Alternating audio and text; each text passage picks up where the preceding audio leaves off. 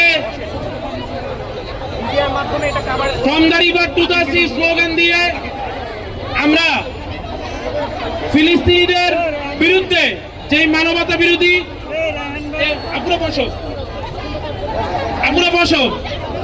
জঘন্য ঘৃণ্য মানবতা বিরোধী অপরাধ সংঘটিত হচ্ছে,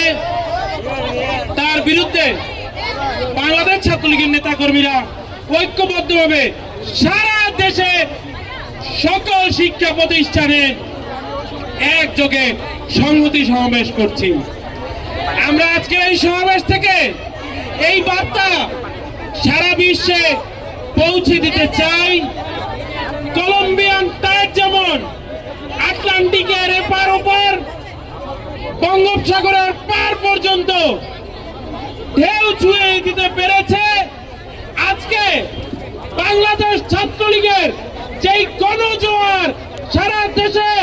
ছাত্রলীগের নেতা কর্মীদের, শিক্ষার্থী বন্ধুদেরকে নিয়ে, তরুণ তরুণীদেরকে নিয়ে, ছাত্র ছাত্রীদেরকে নিয়ে যেই বাঁধ ভাঙা জোয়ার, এই জোয়ারের ঢেউ গিয়ে ওই গাজা উপত্যকায় লাগবে এবং গাজা উপত্যকা থেকে সকল অন্যায়, অবিচার, অপশাসন ভেসে যাবে। আমরা বলতে চাই